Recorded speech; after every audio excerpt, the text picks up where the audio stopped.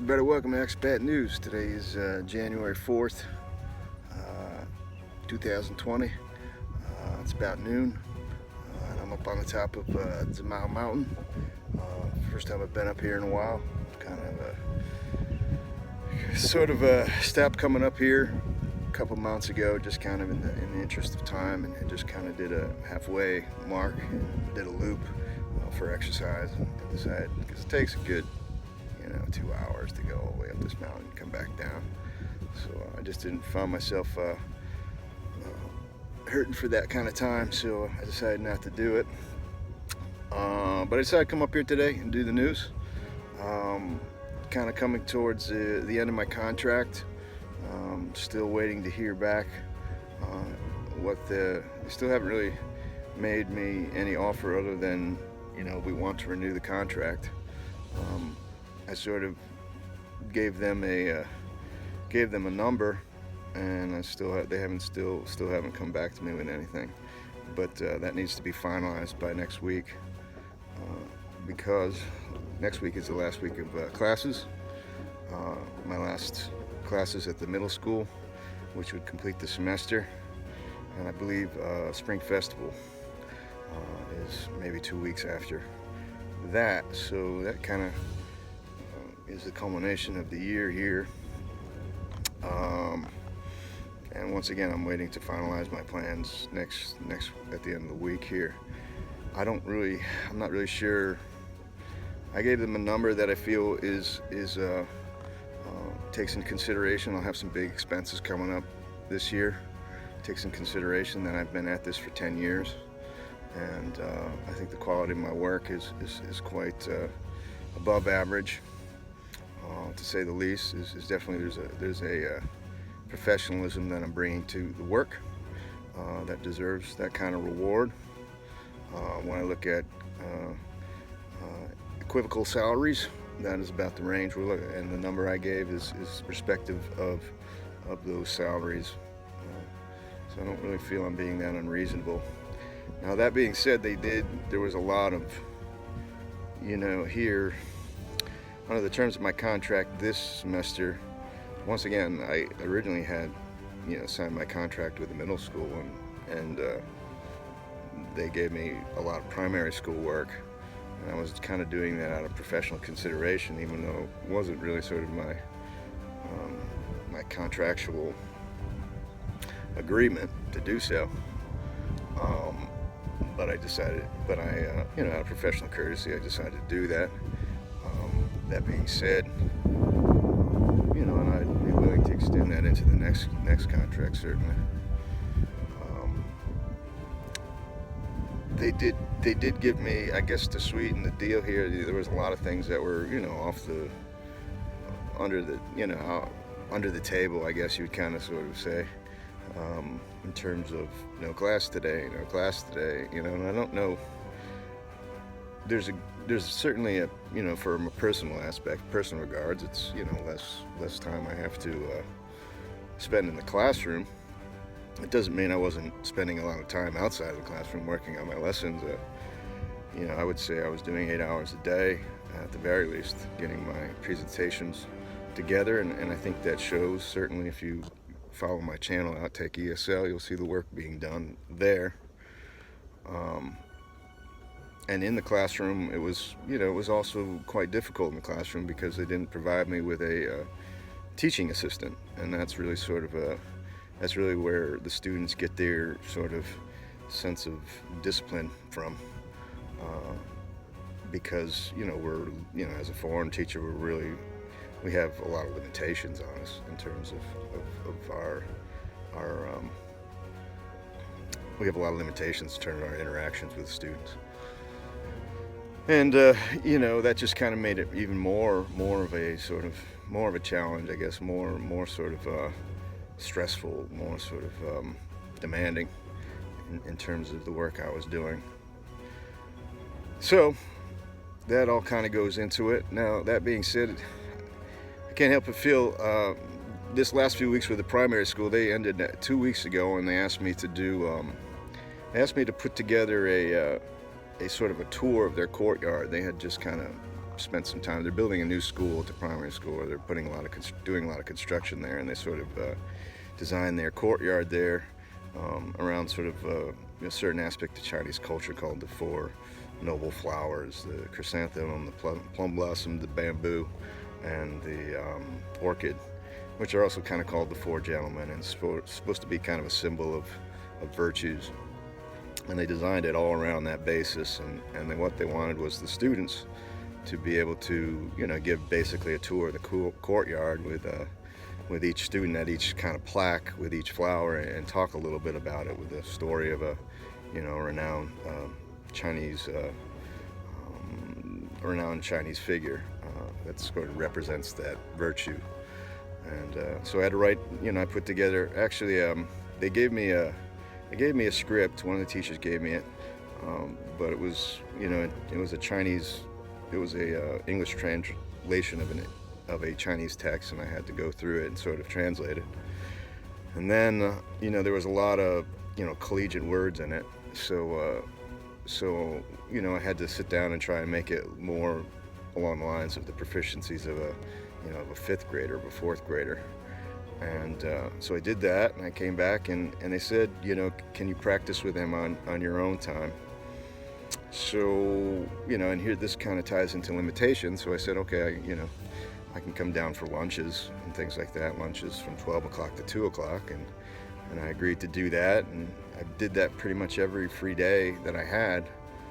I would spend with the kids, the, you know, 5 students that I had that were going to be giving these speeches, giving the tour, and I would go down and rehearse with them. And as we went along, you know, I kept editing the scripts, you know, realizing some words were going to be difficult for them to memorize, you know, and I really kind of wanted them to understand the words too. You know, I wanted them to be able to interact with the entire courtyard, not just sort of memorize a piece of writing and just kind of, you know, spew out the words. I wanted them to have a sort of relationship with the courtyard, that they could say, oh, that's a plaque, or this is the courtyard, and be able to, you know, talk about the tree, or, you know, the fish. So I kind of tried to also take that approach where I was just kind of, you know, if I could point to something and they could recognize what it was and tell me what it was, I was going to be more of a proficiency than just kind of, this is how I, you know, they would know if when they were pointing at something, they knew why they were pointing at it, you know. So I wanted them to have that kind of proficiency, and that's kind of what we worked on. You know, I would take them out to the courtyard and we would walk around it. One event happened that kind of, you know, one of those teaching moments that was really sort of effective, and I thought very productive, was, and this was kind of just an offshoot of working with him, was that you know, we would go out in the courtyard and we'd go to each plaque and they would give them a speech, and I would hold the speech and they would say it back to me at times, you know, and I, you know, if they didn't know a word, I might point to the object if I could, or mime it or something like that. And so eventually their sheets, you know, their sheets were all marked up, all kinds of all words on it, me crossing out words and things like that. And so each one of them, their papers were a mess, and, you know, God bless them, they were able to still sort of figure out, you know, where am I going on this page. But I finally just said, okay, like, let's go up to the office. I took them all up to the office, and we're going to go rewrite these, you know. So I sat down at the computer and just had them read the scripts back to me. And that was really effective, because that really gave me an idea of you know, if I could understand what they were saying, you know. It was clear. It was, you know, then their pronunciation was coming along, you know.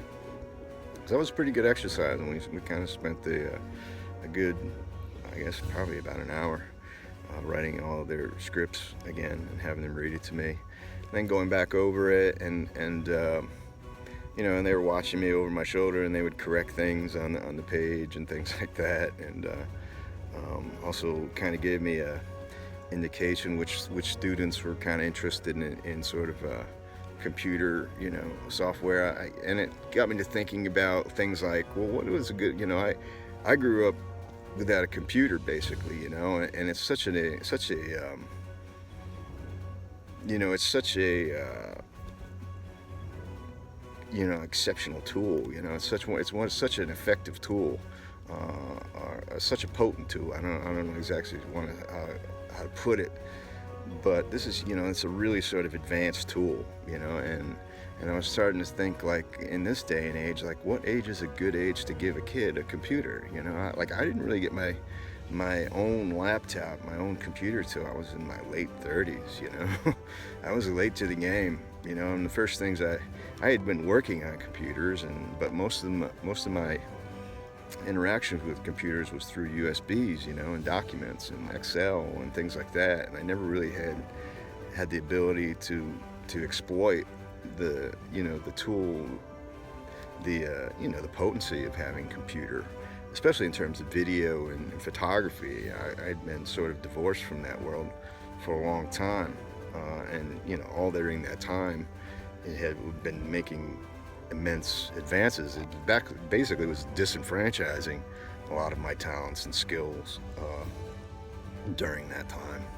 So when I finally got a computer, my first instincts was to kind of start to get involved with that, processing of imagery and things like that, and explore that aspect. The facility, how easy it was to do those things on a computer. And certainly that's becoming apparent in video, and that's one of the things I'm pleased with. I'll be doing a video on sort of the 10 most newsworthy events in 2019 as a dollar store dynasty thing. But anyway, I was thinking about that, like, when would be a good age, I was wondering if these children had computers, and if not, like, maybe, 6th grade, it would be a good time to give them a computer. When would be a good age to do that at this point? I don't know. Don't have kids. So anyway, yeah, we did that, and I thought it was really effective, and I was pretty content with where they were at with the speeches. Now I was always under the presumption when I was assigned this sort of activity. The assumption was that they were going to do a video on Saturday. I wouldn't be there present for the video, but they were going to have a videographer come in, and their kids would give their speeches to the camera, and at each spot, and they were going to edit that together, I guess, as promotional material or something like that. And so I was always under the presumption that this wasn't supposed to be really about me. It was always about the students and their proficiencies in the courtyard. So it came down to Thursday. Thursday was the last day that I had free. Friday I have classes at the middle school, and it takes me 15 minutes to walk down the primary school. And I thought like, I had been working with one of the Chinese teachers there, kind of one Chinese teacher there that I had kind of developed a professional relationship with, that I thought was a good professional relationship with. Who was kind of their English teacher, Chinese teacher. And it came down to Thursday, we finished up, and said, good luck. She kind of said that she would be practice with him the following day, and it was kind of out of my hands at that point. And then Friday was my middle school classes, and I go to classes. I have an early class there about 8:55, and I usually go there a half hour early, so I was over there around 8:30, 8:40, and I get a message from this Chinese teacher that says, "Can you come down to the school right now for the video?" And I said, "No, I have classes in town." "Well, can you get out of the classes?" And I was like, "I can come after class, is that okay?" And she said, "Well, can you come at this and this time," which was basically lunch hour. And I agreed to that, even though it's a little bit hectic, but I kind of figured I'd just be kind of going down there and just kind of supervising the video shoot, or helping them with the students with their speeches on camera, because it was always my impressions that's what this activity entailed, when it was about the courtyard, and it was about the students talking about the courtyard. So it was a little bit of a hit job, though, and this happens a lot. It's happened to a lot of times to me here in China, and it's one of the things that I find just kind of disreputable. It's a hit job. I went down there, and suddenly it's about me. It's nothing to do with the kids, really. It's about me teaching the kids. So they want me to go in the classroom. They want me to do, you know, a lesson suddenly, and I have no idea what they're, you know, that they were planning this. So I have to, you know, suddenly on the spot of the moment give a lesson, you know, without any preparation whatsoever. You know, fortunately I brought my USB and I had all my PPT work on there. So I said, okay, that's fine. If you just need to get a few shots of me doing what I do every time I walk into the classroom, that's fine. We'll do that. I mean, the kids don't know, aren't really prepared for it, you know, but they're just always like, oh, we'll make sure the kids look fine on television, you know. That's their attitude. It's not about them, it's about you, you know. We'll take care of the kids, they'll look fine, they'll do whatever they need to do correctly, you know. It's always like that. And I'm like, yeah, great, but like I don't know what I'm doing right now, you know. And I haven't worked with these, you know, and the kids don't. There's been no interaction with me and the kids in terms of what this class is going to be about. So it's basically a hit job. But I'm good at this, you know. I'm probably better than 9/10 of the people who walk through the door over here. And so, you know, I get my PPT ready and I go in the room and I start off doing my classes. I'm doing the warm-up. They bring in the videographers there, and I'm like, you know, you can roll your cameras whenever you like. I'm gonna go until you say stop. And even then, I'm gonna try and end this class. I'm gonna try and, you know, wrap it up in a way that makes sense to the students, you know, because that is why I do these classes. You know, I don't do it for these video. It's not really about me, you know. And so I load up my PPT, and then suddenly the computer goes bonkers, you know. So it's just this struggle with you know, the computer and the computer not working now, the computer screen. So I can't really do my full lesson I can't do the lesson, you know, the way that the students are accustomed to me sort of presenting the lesson. And so right then I know, okay, this videographer is getting stuff that's going to make me look bad, you know. And if they want to edit a certain way, they can say they're going to make me look bad, you know. So I kind of like, I've learned just through having this, you know, situation arise prior, is that there's, you know, usually you can go to find somebody to get the computer working, or you can move to another room, or you can you know, try and sort of wait it out and just kind of do a lesson, try and work with material without the computer until, you know, the computer finally boots up, or, you know, stops buffering or stops freezing. And that's what I ended up doing, you know. I was in a situation, I really was in a situation, the people who were there, you know, who I would go to were in the room, and they weren't helping me. And and I didn't really see, okay, everybody, let's get up and walk up to another class, you know. So I just kind of tried to work with the material as if,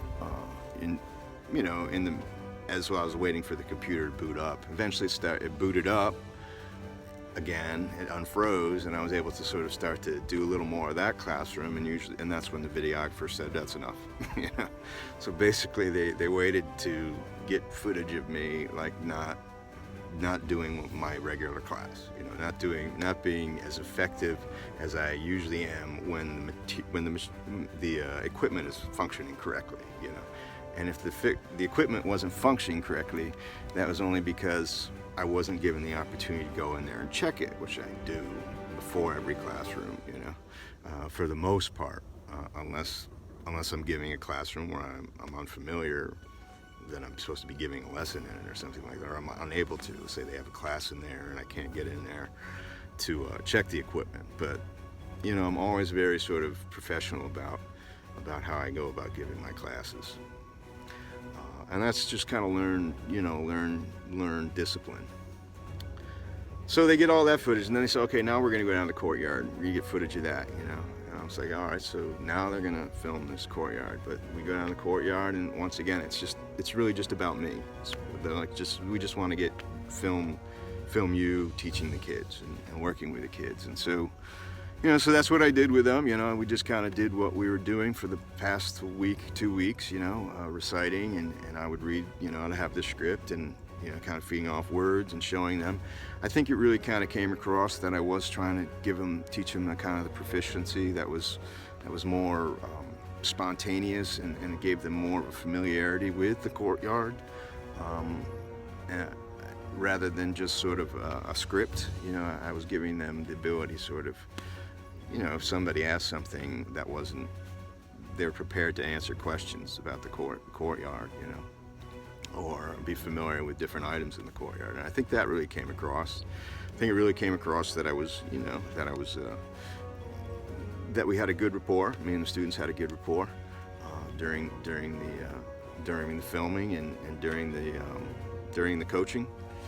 But what they did there is suddenly they brought in some other students that I had not worked with. You know, some other students that were actually in a grade below the students that I was working with. And it's like, they're like, come over here, we want to film you with this student. And I was like, I don't know what this student is going to do. You know, I didn't work with this student. I don't know what their script is. I don't know what they're going to talk about, right? So they bring me over to this one area, and then they have her do her piece, and she's reciting a script with all those sort of collegiate words in it, you know, and she's doing it mechanically, you know, but I'm not going to begrudge her for the ability to do it. You know, she did it really well. You know, she just kind of recited the script that she was given. She was stiff in the way that they don't know what they're saying. You know, they don't know what they're talking about.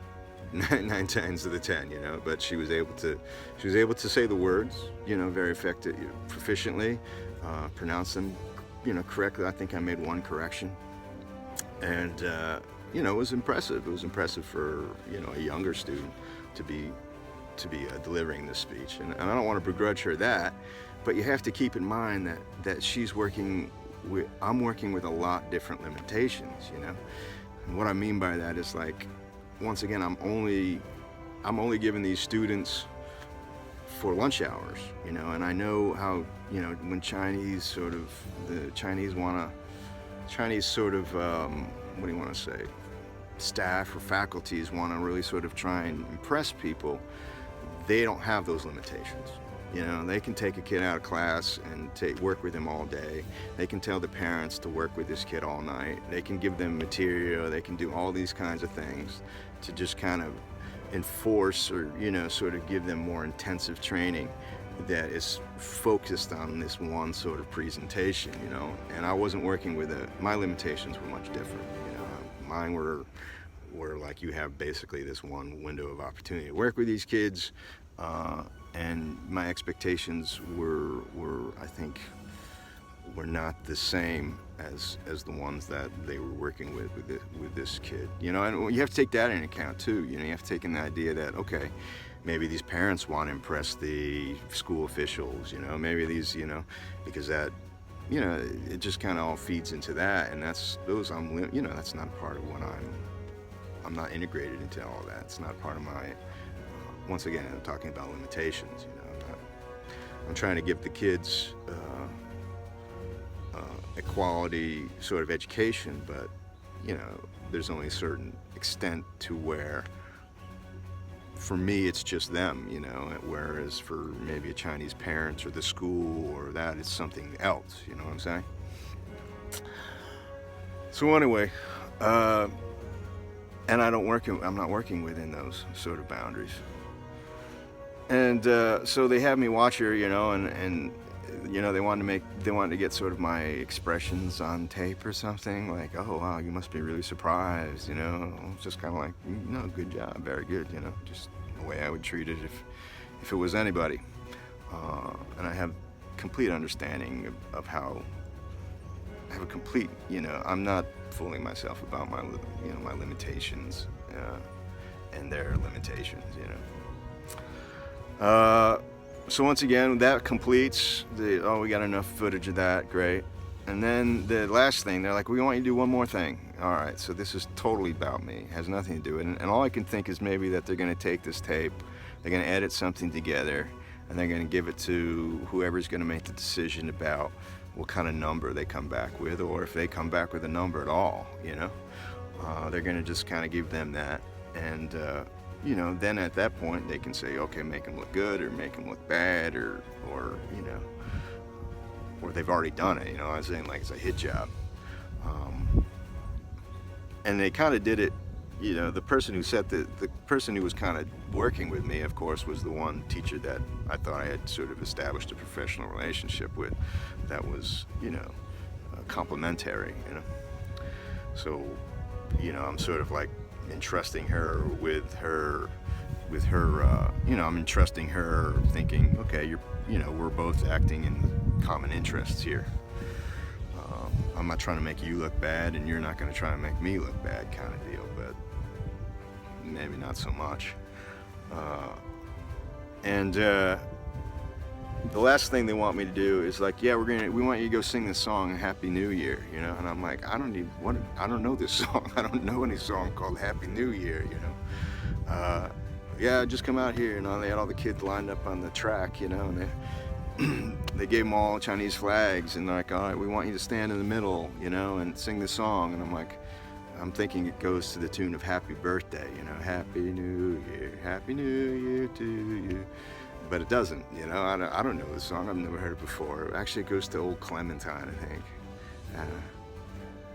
I go Happy New Year, Happy New Year, New Year to you. We are dancing, we are singing. I was thinking it goes Happy New Year to you, you know, because they do this a lot in China. They like sort of repurpose melodies to fit their own. I don't know. It's a bit.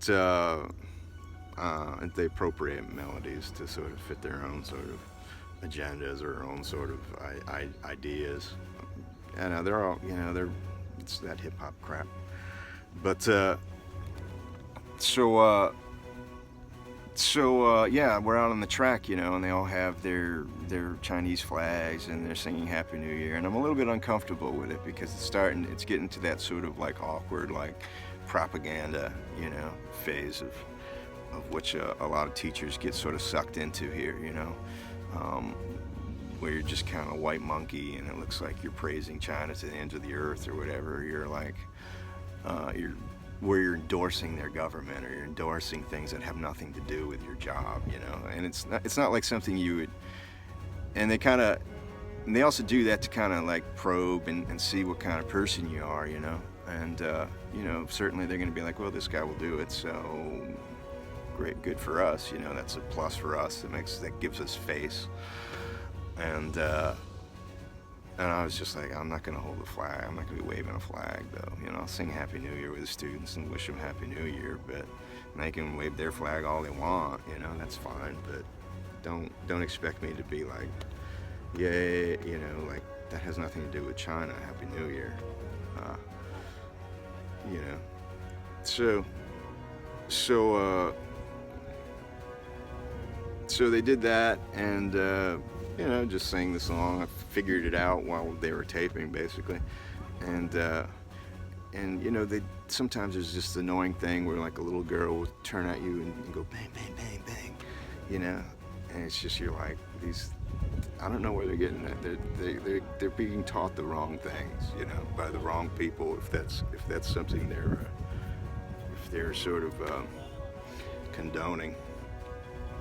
But that was that, you know. And it was just, you know, you just walk away with it like, okay, that was all about me, you know. That being said, there's nothing in terms of what I did show them. There was nothing in there that would indicate that I was a bad teacher by any means, or but it did not reflect the typical classroom. It did not reflect my classroom. You know, it didn't reflect it to the extent that I invest in sort of teaching and the professionalism that I sort of try and convey in a classroom. But at the same time, I think I projected the idea that that professionalism is important to me. Anyway, so that was that, and I don't know, it just kind of leaves a bad taste in my mouth right now. What else? I guess is that all for the news? Anything else happening over here? Like I said, I'm going to try and do a top 10 video of events here, go over some of the things that I thought were important.